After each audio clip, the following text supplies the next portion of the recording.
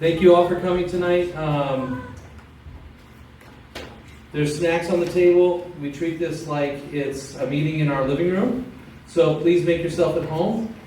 The bathrooms are through the double doors on the left, and at any point, if you want to get up and grab a drink or a snack or something, please feel free to do so. We're going to start out with introductions, then Q&A, and then we're going to move on to a more informal period at the end where we get to have some one-on-one with the candidates. And so I'm going to start us off with her. Dear Jesus, Lord, thank you for this time with Mr. Pendergraft and Mr. Miller. Lord, be with our questions, be with their answers, and just help everybody to have a time of edification and learning about each other so that we can do our best in our due diligence to picking our earthly leaders as we wait for your return. Amen.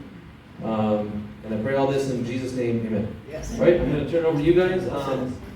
Mr. Miller, why don't you start? Okay. Just give us an introduction and Five. It might be 8. We'll see. It'll be quick. As I said before, I'm going to do this a little bit differently than I normally would when I come. I'm going to talk a little bit more and then ask your opinions afterwards on what you think about how I go about this. Hello, my name is Bryan Miller. I'm a pro-freedom, pro-Wyoming, pro-life, pro-taxes, pro-less government man. I'm here tonight for you to get to know me and how I think, as well as to show you that my opponent's voting record demonstrates that he is none of those things I just mentioned, and that he becomes your enemy when he as a junior legislator, goes to Cheyenne. Is Representative Cyrus Western pro-freedom? Freedom includes being master of your own body. My opponent voted, by omission, for an unapproved experimental drug to be forced upon you and the residents of Wyoming. Submit or lose your job and the ability to feed your family. Why would he do this? Lobbyists got to him. Records show that my opponent sold your right to decide for yourself for $200 in July 2019, before the pandemic began. And again, accepted another $200 after the pandemic was underway. You lost your freedom for $400. Who paid my opponent to vote that way? Well, according to the Wyoming Secretary of State website, Pfizer of New York, the very company that profited in millions of dollars by forcing their vaccines into the bodies of Wyoming residents. The record shows that Cyrus was present for 4 votes on vaccine mandates. The record shows that votes 1 and 2 he was present for, but he chose to watch the proceedings and did not vote. Vote 3, the only time he did vote, was largely a procedural action with no real impact, a common tactic used by politicians so he could say he voted against the measure. Vote 4, the one to finalize the vote and to say whether you're for or against, and when rubber meets the road, he asked to be excused from voting. So by omission, he chose to take money from the drug company, selling out your right over your own body. He was sent to Cheyenne to represent you, and then he doesn't even vote for you. Why? Is he pro-Wyoming? My record shows my opponent accepted lobbying money from 30 political action committees, consisting of various associations with business concerns that may conflict with Wyoming's best interests. And here's the kicker. 12 of those PACs are entities from outside the state of Wyoming. Secondly, he voted against the much-needed Wyoming runoff elections bill. Friends, this is how our governor got elected, by a minority of voters, just 33%. And this is how Liz Cheney expects to win this time. Thirdly, he sponsored a bill to provide for the sale of marijuana in Wyoming. Do we want to become like Colorado? Riddled with crime, populated with youth who are stoned all the time and have no interest in education or working a job? And filled with vagrants and do-nothings from other states, crowding our hospitals and mooching off the welfare dime? I think not. Is he for low taxes or less government?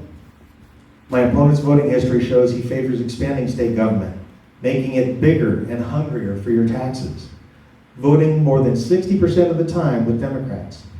In fact, the record shows that he voted with Democrats against House Bill number 109, one that would have required a study on the changes needed to convert Wyoming to a property tax system based on the acquisition value of the property.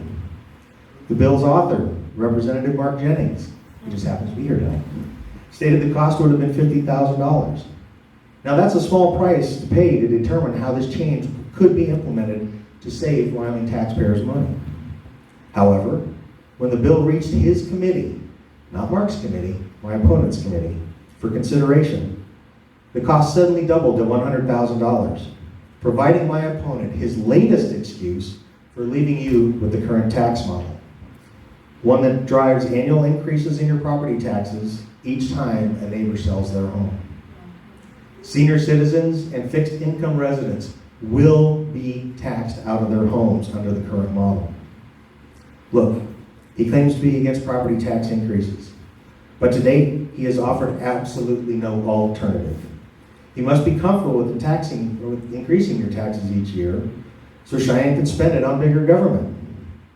Cyrus will say that he is saving money by not voting to save you money. But he's doing nothing. Now that's only part of my opponent's dismal record in voting this past year. He must be replaced, in my opinion. Friends, I'm Bryan Miller, and I will represent you with integrity at the state level. I write for the brand, and I share none of the tendencies my opponent has been guilty of during his very short time in office. The items I've just listed are not all of his anti-Wyoming behavior, but they should be more than enough to vote him out. I promise you that 100% of my actions and decisions will be based on what is best for you. I will always be Wyoming first. On that, you have my word. Finally, I have led the Sheridan County Republican Party for some time, and now I'm answering the call of hundreds who have asked me to step up and run in this race. But I cannot unseat my opponent unless you tell 5 people you know that I must have every vote to win. You know, an incumbent has a 92% chance of winning, according to multiple studies done by universities like Harvard, which is where my opponent came from. And that is a huge advantage. So I need every vote to win. Send me to Cheyenne as your state representative, and I will not produce a shameful, embarrassing voting record like that of my opponent. Bottom line, I own a small business here. I have a strong military work ethic. I'm a family man, and I love Wyoming. To find out more about who I am, please take one of my brochures. And I thank you now for your vote in a few days on August 16th, Tuesday. Don't forget to go there. May God bless you, and God bless Wyoming. And I guess we'll ask questions later. Thank you.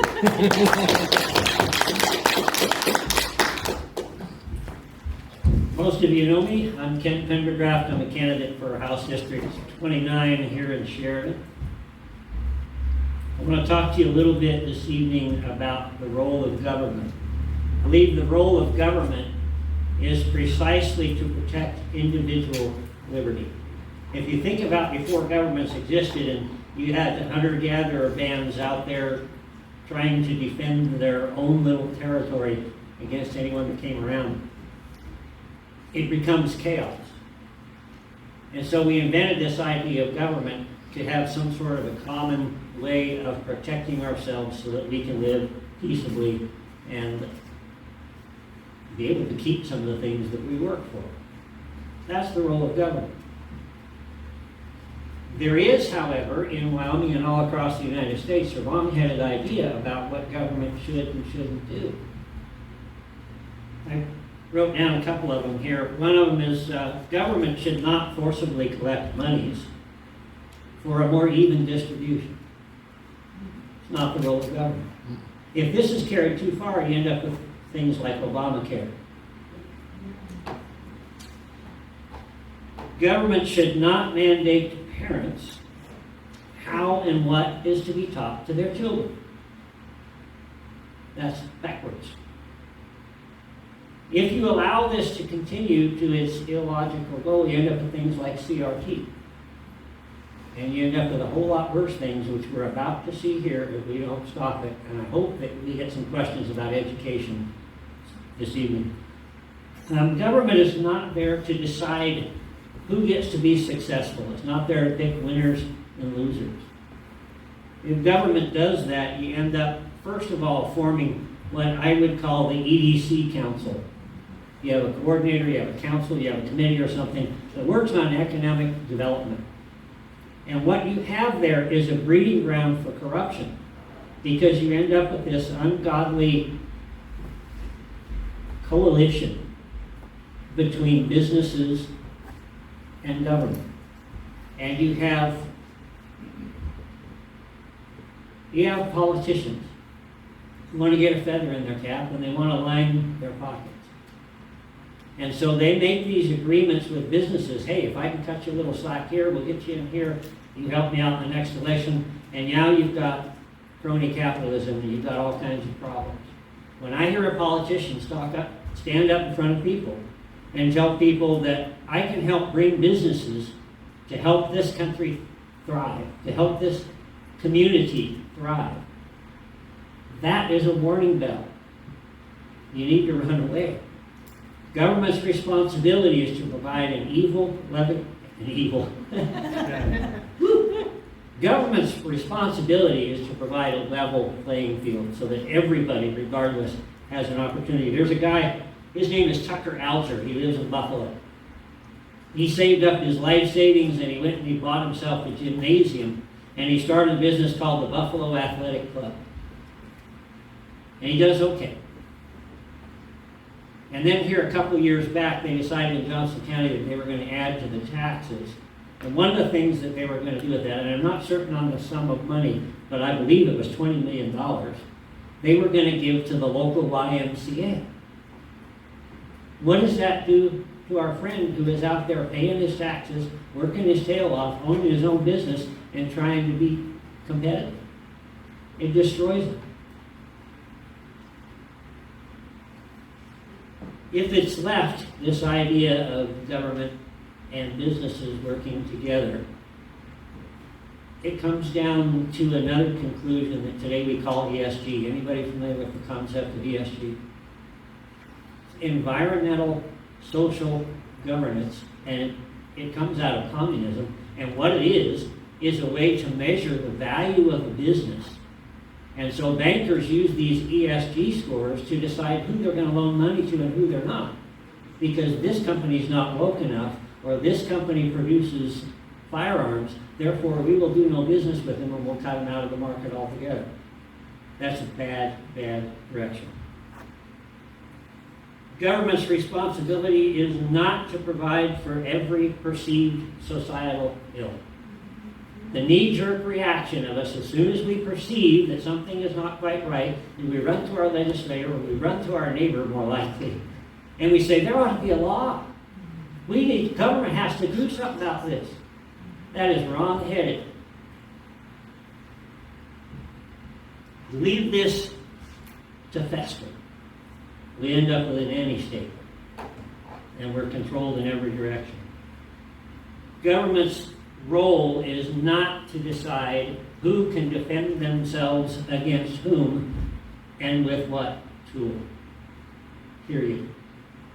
We are given an inalienable, God-given right to self-defense at whatever means we feel is necessary, and the Constitution is there to protect us from an overreaching government to tell us what we can and can't do.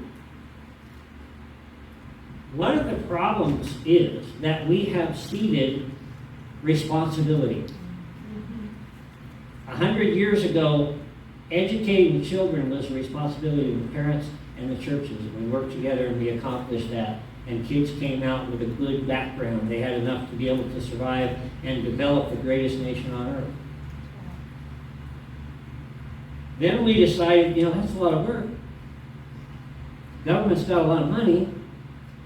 Why don't we just kind of turn it over to them? And now look what you've got. You got furries running around trying to use a cat box because they identify as some sort of stupid animal. And nobody has the courage to stand up and say, this is stupid. You're not loving someone by condoning that type of behavior. You're not doing them any favors. You've got to stop that. I have a lot more to say on a lot of different topics, but I would rather hear from you what you want to hear about, and then I'll tell you everything you need to know. All right, we can begin with questions. Does anybody want to start? So I'll start. Okay. So assuming from your last little comments there about the schools and the furries and whatnot, I'm assuming you're gonna stand up down in Cheyenne when they start to push boys wanting to say they're girls and be in the girls' bathrooms and play in women's sports and do all this. No, my plan is to, as soon as that issue comes up on the House floor, I'm gonna have to go to the bathroom and just be absent for a few minutes. There's another legislator that we just spoke of that has done that sort of thing. Absolutely. It is not love, and I am commanded by God to love my fellow men. It is not love to coddle them and to embrace their indecency. No. We both answer the question, or you want just one? Yeah, no, go ahead. Yeah, no, I agree 100% with that. And, you know, there are a lot of things that you are going to see in dealing with education that folks get very upset about. Not only issues like we're talking about here, but when you start talking about money and funding, they look at our schools like our schools need every penny that could possibly be out there. Well, that's not true. Other states don't. Other states don't spend near the amount of money we do. As a matter of fact, in Wyoming, we spend more money on stuff in schools than we do on the kids and their education. If we really cared about the kids, we would pay the teachers who are teaching the kids, not buy them all these fancy things that switch out every 3 years in schools because they've gotten old and they need to be replaced. Right now, there are going around, there's a lot of ARPA funds out there. Funds that we got because of the COVID concerns that are out there. That money is being utilized in schools all across the state to put in brand new internet systems. Well, you know, they put in internet systems just before COVID. Now they're expanding them, okay? They're putting all new stuff in. They used to have whiteboards. They put up $10,000 whiteboards in every classroom where you can hook up a computer to it, you can write on the board and puts on the computer, it does all that. Well, guess what? They're all gone now, or they're leaving. And I know one of the folks who are actually putting those in. And he told me just the other day, and he actually has a business here in town. He said, I can go to any school in the state of Wyoming right now and say, hey, I see here that you have the old system in, and that you are looking for a new system. I can put that in for you today. And every one of them says, well, we have $500,000, $1 million, whatever it is. What's it going to take to get that put in? If you can get it done before the school year begins. And he can do that. Now, the nice thing is, this guy's an honest guy. And he doesn't do that. He does not overcharge. But they are going to put it in. So he bids. He is always by far the lowest bidder and ends up getting a lot of these, which is good. But at the same time, they're taking out all this old equipment. And they're not selling it. They're not moving to other places. They're throwing it away. Not all of it. Yeah, not all of it. I got a piece in my office. If you know any churches that need a really Yeah, if there are good churches soundboard, that I've got several. Yeah, we can get things. So anyway, that's that kind of goes to show that, no, we'll stand up not only about education and kids when it comes to CRT, when it comes to ESG, which is a big deal for the whole state and nation, and individuals in particular, and the transgender issues, the LGBTQ plus issues, all of that. I'll stand up for that. I know Ken will, but we'll also stand up for your financial side when it comes to education. Bryan, I have heard that Wyoming already spends pretty near 50% of its state budget on education. When we if you had an opportunity as state representative to accept hundreds of thousands, perhaps even millions of dollars from the federal government, and there were strings attached. In other words, you can have this money if you do what we tell you regarding ESG or CRT or any of those other alphabets. What would be your position telling your constituents that you would accept that money and the strings that go with it, or that you wouldn't accept the money and because of the strings that go with it? Well, that's an interesting, because just recently, there was an edict put out by the U.S. Department of Agriculture. I don't know if everyone's familiar with that, but it dealt with schools and school lunch programs. Yes. They are going to ditch school lunch programs in Wyoming, federally funded school lunch programs, if we don't allow men into women's bathrooms. We'll pay for it. That is nuts. And I'm glad that our current SOBI, our Superintendent of Public Instruction, pushed back on that. Who's that? Mr. Schroeder. Yeah. Schroeder, okay. Yeah, Thank you. he pushed back on that. Unfortunately, we're not getting the pushback I'd like to see from some of the other top 5 across the state. And that's going to end up being the job of the legislature to ensure that those types of acceptance by other government entities and electeds doesn't happen. So that will be our job. And I will certainly, and I know we will too, because I know it very well. I can speak for myself. And I was thinking, okay, Thanks, Bryan. Bryan and I are friends, in case you didn't know that. Absolutely, I'm gonna tell the feds to show their money.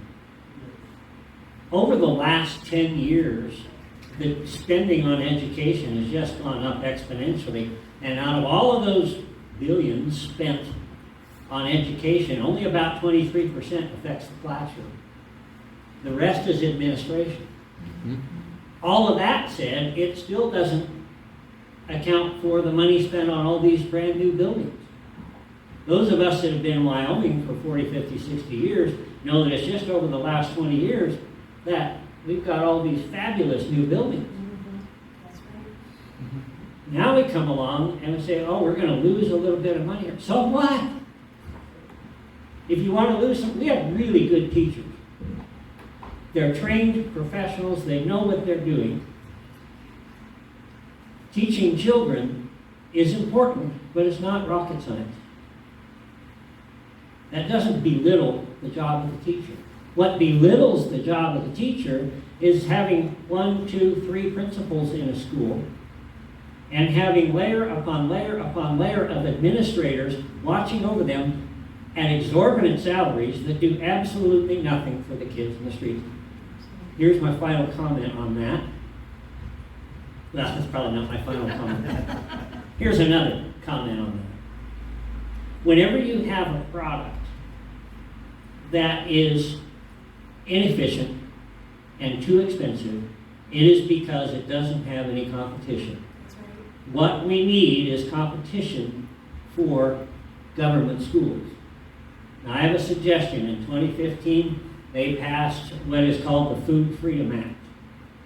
And the Food Freedom Act says that, Ronnie, if you own a milk cow and I want some milk and I come to you and we have a private exchange, one person involved on either side, I can buy milk from you without it having to be inspected, without it having to be properly labeled, etc.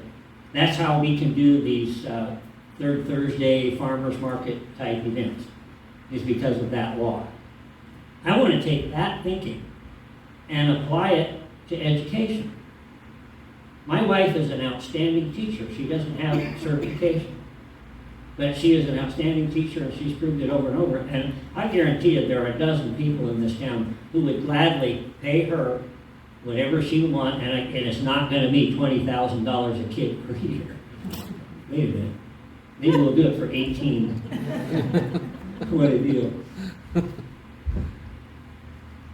And if there's only one person, let's say Mark comes and says, I want you to teach my grandkids. Government has nothing to say about it. There's no inspections, there's no nothing. They don't determine the curriculum. We just teach our own God-given children. There are many other ways that we can add competition to public schools.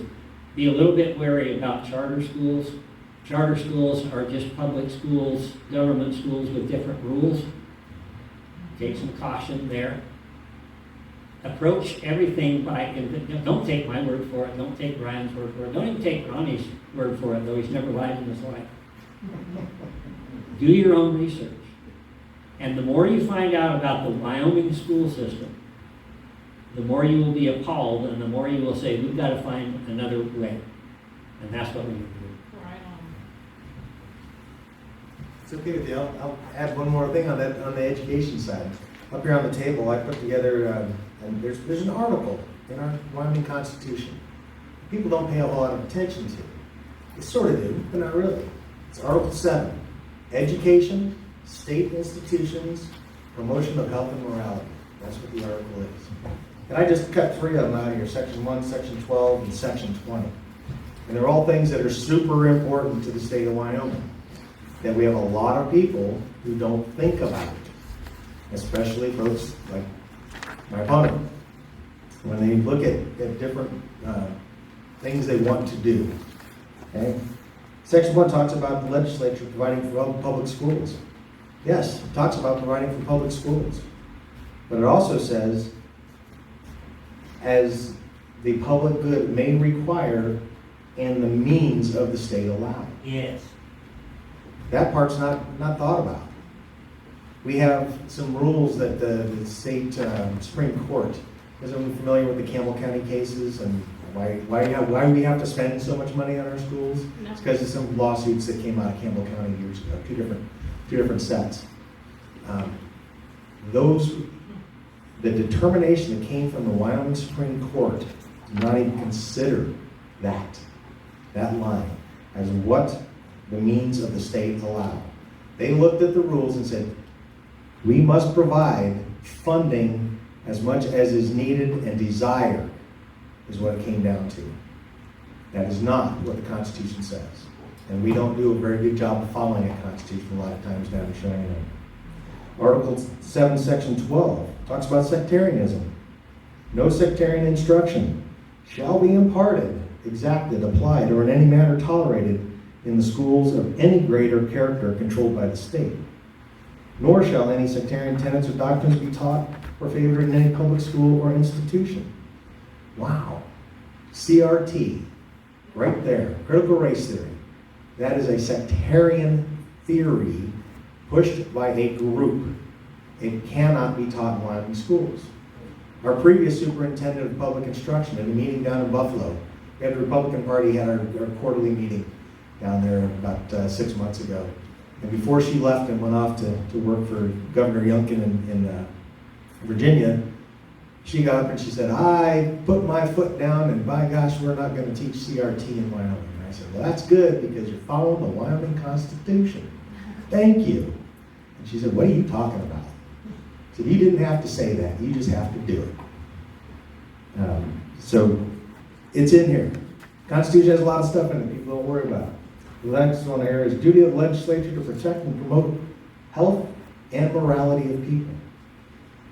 As the health and morality of the people are essential to their well-being and to the peace and permanence of the state, it shall be the duty of the legislature to protect and promote these vital interests by such measures for the encouragement of temperance and virtue and such restrictions upon vice and immorality of every sort as are deemed necessary to the public welfare. Wow, what does that mean? That means anyone considering bringing marijuana into the state has no idea what's in our Constitution. They don't. So there's just a few things for people to think of. It's a section of the Constitution that is often not thought of because it's not the beginning and it's not at the end. It's somewhere in the middle, and when it says education, state institutions, and promotion of health and morality, a lot of people just blow it off. So anyway, I just wanted to put that out there. These are the types of things that I look at. I've studied the Wyoming Constitution for hard since I got back to Wyoming in 2011. And there's a long story behind it I can tell you at the end. But I won't open it.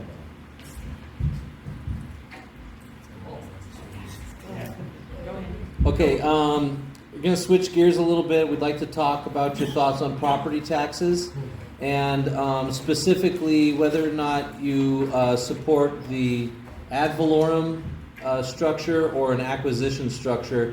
And I did hear recently that Mr. Kim Love had a letter in the newspaper that That's where I was said, gonna start. okay, well, I'll let you describe it then. Yeah, Kim Love says you shouldn't look at an acquisition-based thing, because he says, I bought my house in 1976, and you really want me paying 1976 taxes?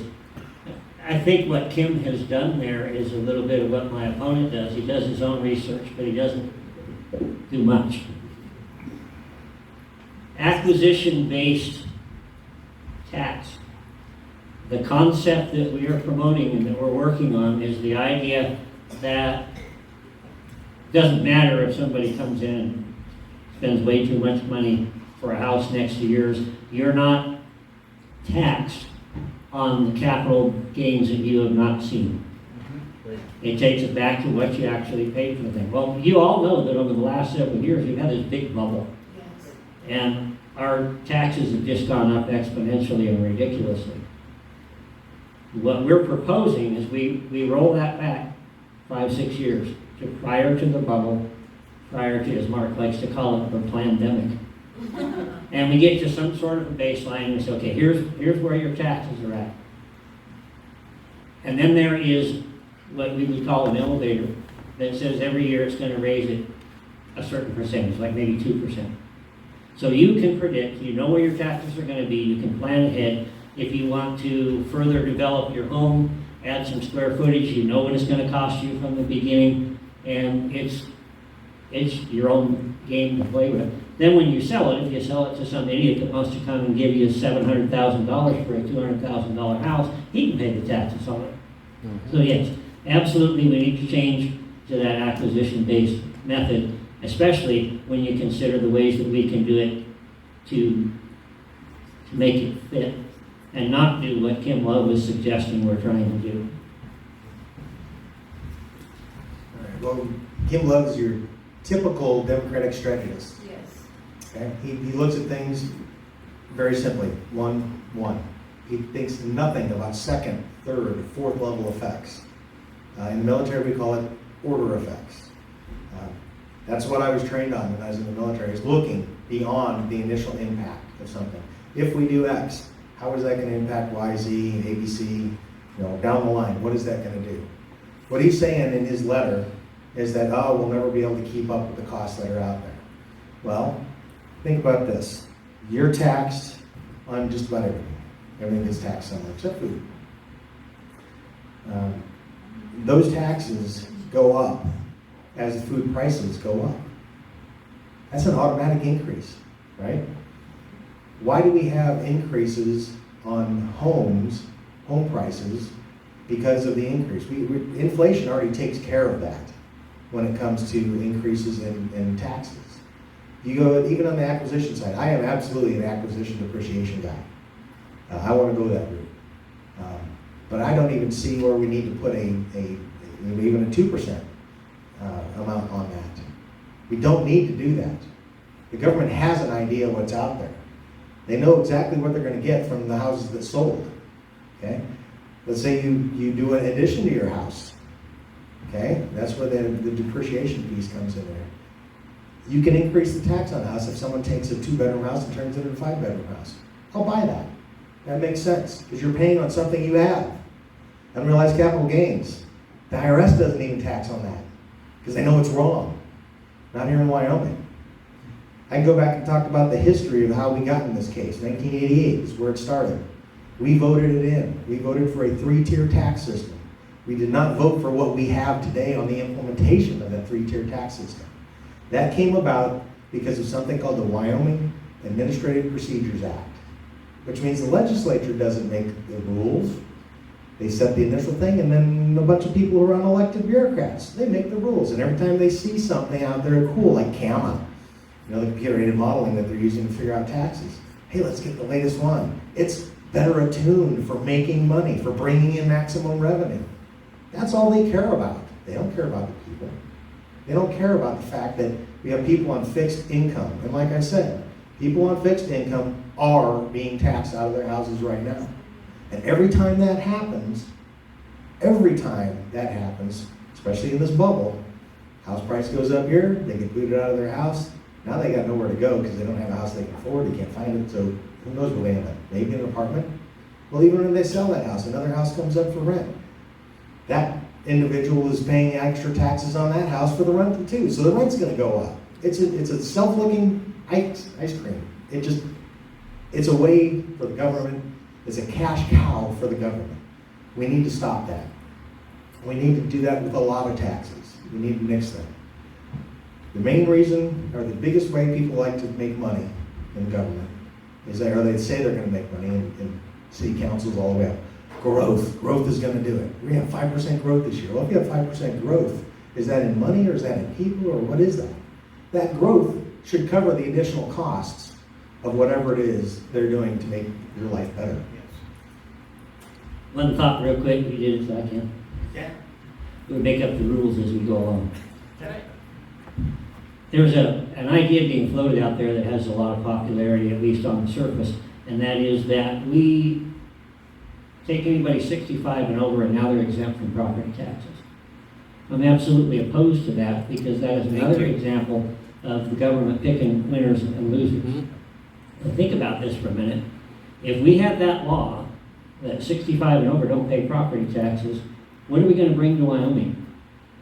Wealthy 65-year-old and over people are going to come in, put all kinds of upward pressure on property values, and they're going to take people like these guys that will be in the market soon to try to buy their own home, and they won't even have a chance. They'll have to go elsewhere. What we need to do is cut the taxes all the way around. I hope that we get into some of that about the loss of revenue from mineral income and what are we going to do about that.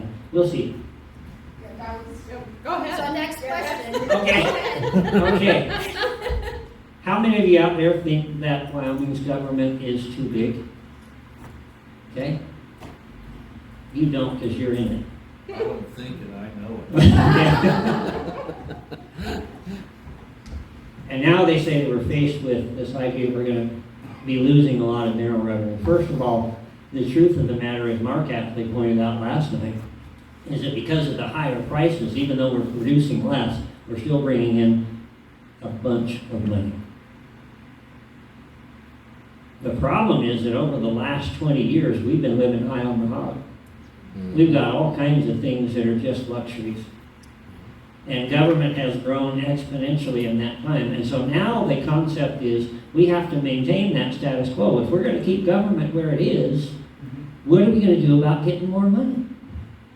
Well, guess what? My idea is let's not keep government where it is. Amen. Let's shrink it back down to where it ought to be. The fact that we're losing revenue is a blessing. It is a chance, and that's part of the thing about living in Wyoming. With the boom and bust cycle, a lot of us like to cuss that. Oh, we don't like the bust times. But the bust times are the only things that have kept Wyoming's government in check at all. So it's not all bad. It's true. Again, this is when I can talk for days. And these guys won't go there. You have 3 minutes. 3 minutes. I'll start off. What are we going to do? Well, it's self-correcting. As the cost goes up, the revenue comes in. That's not an issue for the state of Wyoming. What is an issue for the state of Wyoming is that we're letting the federal government tell us that we can't produce something that's totally legal and that the rest of the world wants. And that if we're going to go green around the world, it should be Wyoming coal doing it. So we can't get our stuff from here to the coast because we have states suing us saying you can't bring that dirty coal through our state. Commerce Clause of the Constitution, the U.S. Constitution now, not the Wyoming Constitution, I study it too. Commerce Clause has been used by our own federal legislators to tell us that, well, you know, because I've talked to them about it, I said, why don't you guys use the Commerce Clause to say we should be able to move our stuff because no state should be able to stop us from moving illegal goods to the coast? And they say, well, you know, the Commerce Clause is there to limit things. I'm like, no, it is not. The Commerce Clause is there to make the commerce regular. It's not there to limit commerce between the states. It's there to ensure that commerce can occur between the states and between foreign nations.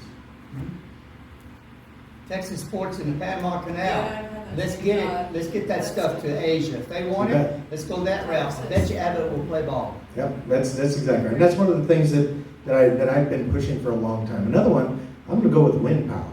Okay, if we're gonna have wind power, and we are, Wyoming's got great wind energy potential. We just do. So it's gonna come, whether we want it or not, it's gonna go on federal lands, whether we want it or not, it's coming. We need to tax it, no different than we do coal, oil, and gas. Exactly. Right now, we have a little bitty tax on it. Yeah. And I say little bitty, because this is the business that I'm in. I consult for energy and infrastructure. And the primary thing that I consult on right now is protecting our radar systems from wind turbines. They have a detrimental effect, and we'll talk about that later too if you want. But the bottom line is that Wyoming is one of the 2 states, maybe 3 states that actually tax wind. Wind in Wyoming is a resource. We should be taxing it, because almost every lick of energy that comes from it leaves this state. And if certain people in the federal government have their way, we won't be able to tax it at all.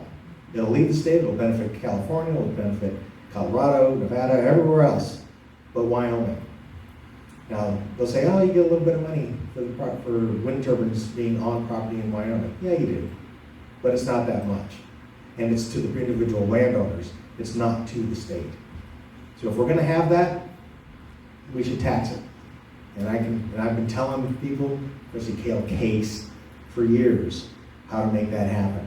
And even though he's the guy who's pushing for wind taxes, he won't listen to a guy who's actually dealing with the industry, who's actually can make it happen.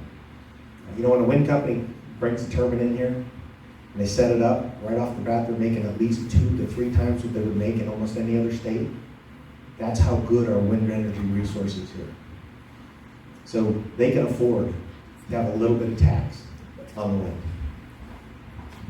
You should tax their turbine, their whole structure setup, because they're only good for so many years that they've got to be recycled. Yeah. And burying them in the ground in Casper is not recycled. They need to take them out of here.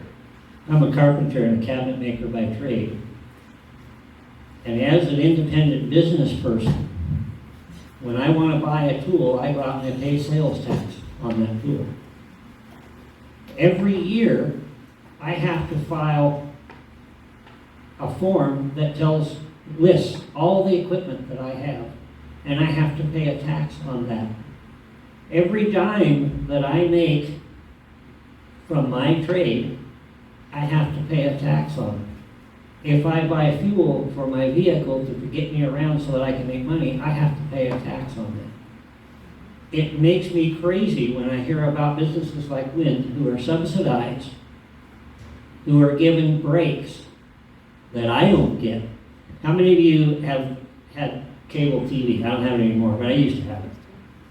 Had cable TV, and they give you this introductory offer. We'll make you a swell deal. For the first 90 days, you're going to pay $12 a month, and then it goes up to $150. You're a loyal customer. You've had that service for 15 years. Your neighbor moves in, and they go give him the same thing for pennies on the dollar. That's criminal. Not the way it ought to work. And when the government does it in bed with businesses, it's evil. We'll talk green again. Yeah, recycling. You know, it costs a lot to build turbines. Try to find, and I've done this because it's what I do, gone to the wind companies and the developers, and primarily to the OEMs, the folks who build the wind turbines. Said, what's it cost to build a wind turbine? Not dollars. What is the carbon footprint to build that thing? And none of them will tell you. In fact, they don't even tell the Department of Energy what that carbon footprint is. Why? Because it's huge. It's monstrous to build it. And then 15, 20 years, they're done. You gotta take them down, you gotta do something with them. There are ways to recycle them. They're just expensive. Now, they're no more expensive than it was to build them, but they're expensive. And then you can't recycle the materials. In Wyoming, we need to drive that. If they're gonna put them here, they need to be able to have on the backside, you need to have an answer. Here's what it costs to put them up, here's what's it gonna cost you to have them while they're here, and here's what's it gonna cost when they come down. And the company can't go belly up and not pay it. We need to take that up front or during the time frame. So that money's put aside for that to happen. They need to be bonded. They definitely need to be bonded. That's the right word. Man, that's good. You know the words. You should run for office.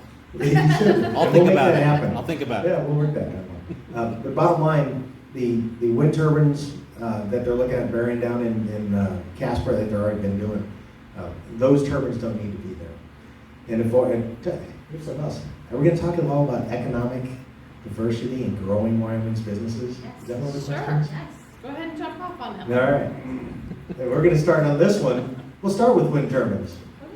Years ago, I went down to Cheyenne, and they were talking, we need to diversify our economy. We got to do something. We want to do it in energy. How do we do it? Let's go nuke. I don't know how that's going. Let's go do something that we can do. And I said,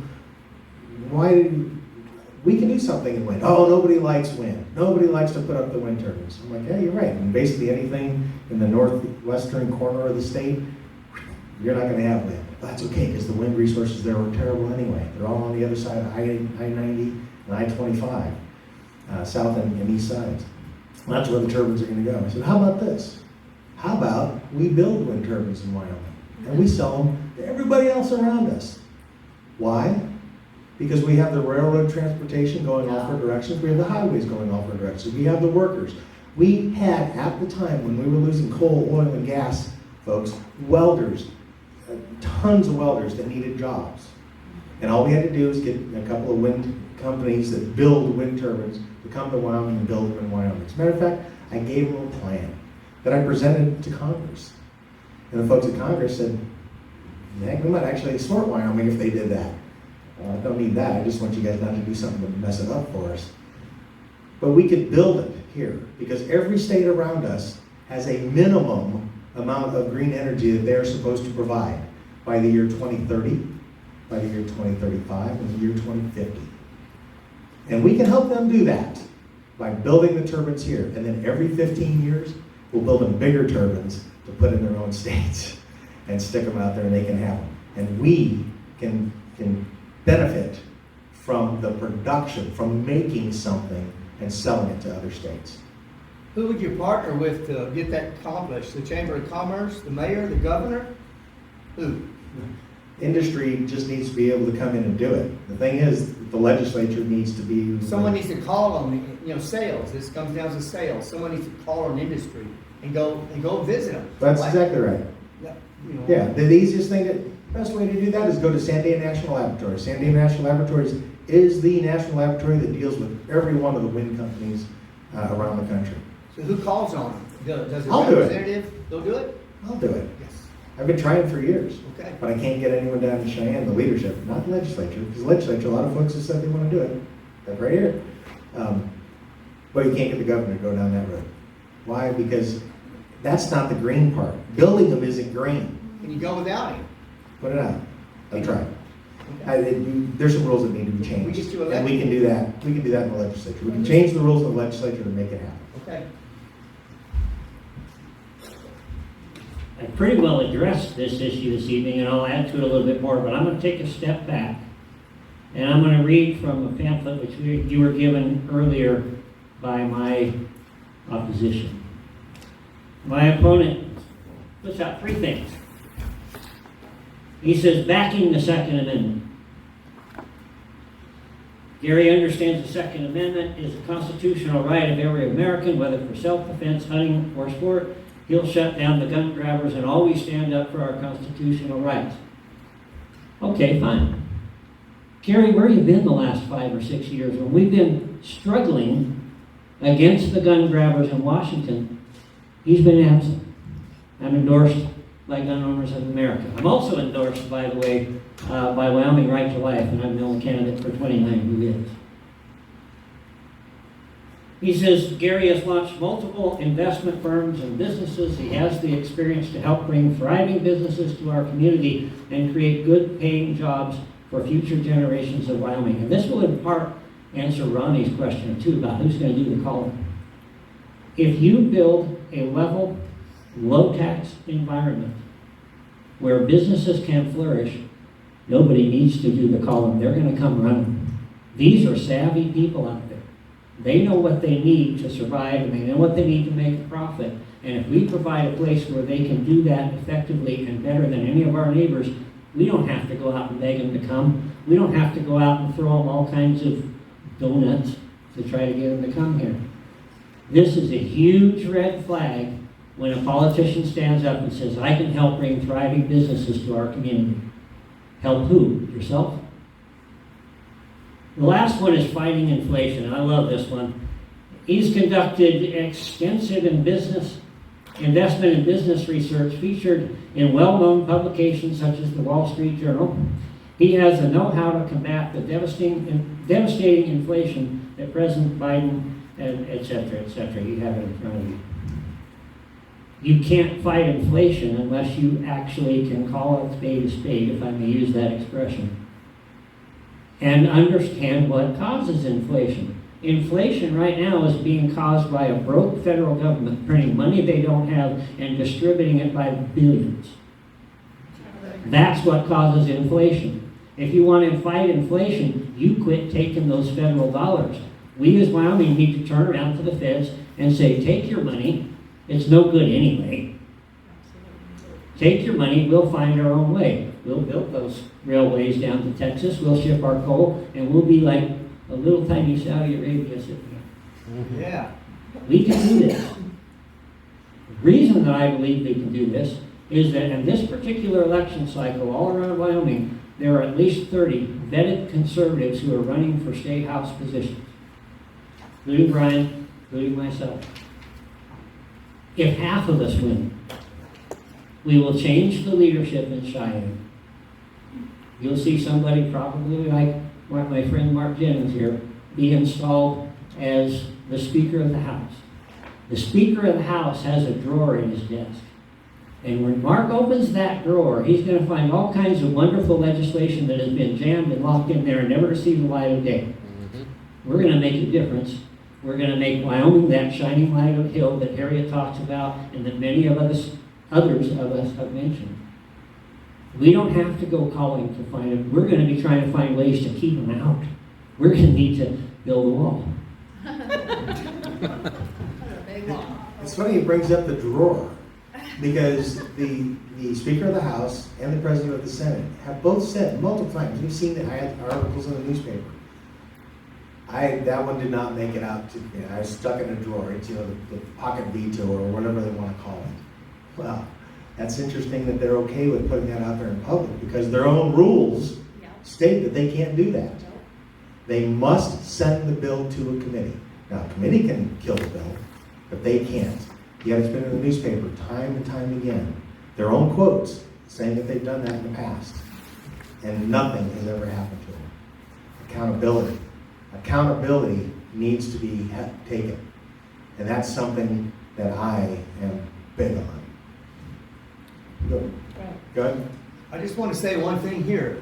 How did your opponent vote regarding Dan Zwarnisher's scandal down in Cheyenne when he moved out of his district and kept voting in the district he moved out of? How did he vote? Well, that's interesting, because that one's a big deal, because Dan Swanitzer, a representative down in Cheyenne, was also the co-chair of the committee that dealt with redistricting across the state.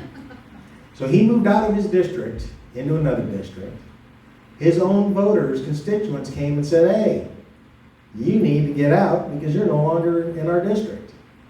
He said, yeah, I am. I own an apartment over there, a complex. I do. So they went to the county down there. The county said, yeah, it's not our thing. You need to go somewhere else and deal with that. Accountability. They ended up taking it to the Secretary of State's office. The Secretary of State office, under statute, should have been the one that determined whether or not that was going to be legitimate for him to still be in that position. Now, just the fact that he's running the redistricting and he's the guy who's moved out of his district and trying to fix it, and then he did actually put a little thumb out and put his new house in his old district. And it's that way today. That should have been fixed there. It wasn't. It was sent to the Attorney General's office. The Attorney General said, wow, this is a hot topic. I ain't touching it. Governor, you take care of it. The governor went, I ain't touching that. That sounds like a legislative issue. Let the legislature take care of that. So they sent it back to the House. And what happened in the House? The drawer.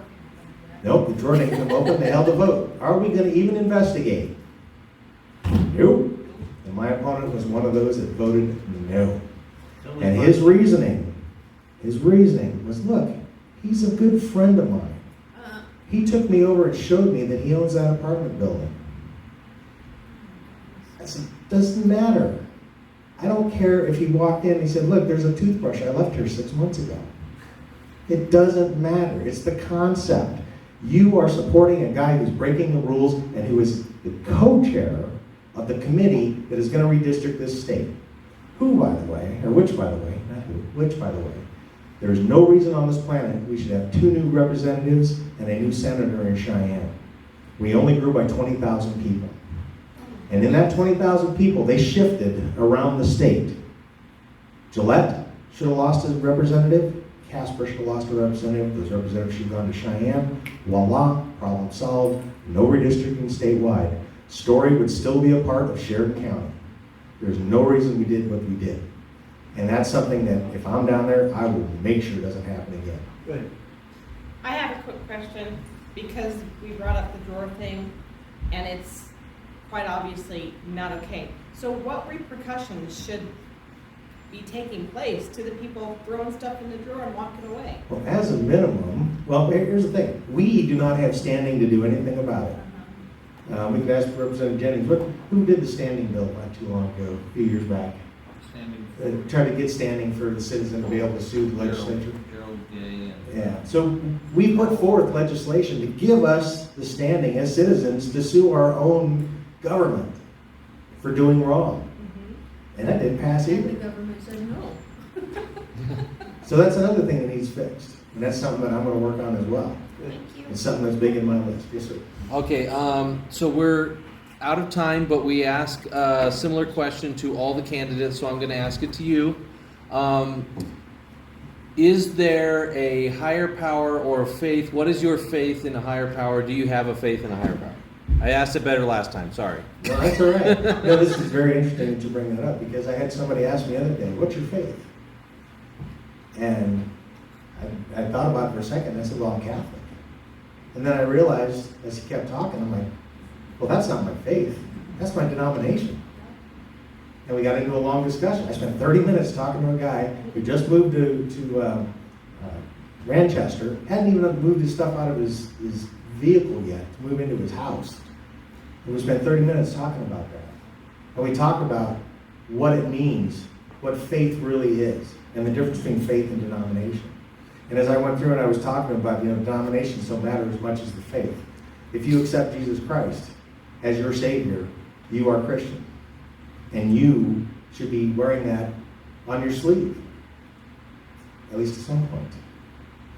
I can't run around with the Catholic Church, running things from the denomination side all over, because people will be upset about that. But by gosh, I can think, I can talk, I can speak, and I can act as a Christian. Yes. And that's what needs to be done. And we're not seeing that in a lot of our legislators down in Cheyenne. Matter of fact, I'd be surprised to see my opponent even mention God in anything that he's done. I haven't seen anything. You studied him as hard as I have. Have you seen anything out there where he talks about his faith? I have not. Yeah. No. Faith is important. Faith is what drives this nation. Faith is what allows us to live together. And faith is what's going to save us all. Excellent. I believe that Jesus is the Christ, the Son of the living God. Period. I've been preaching Christ and Him crucified most of my adult life. Thank you.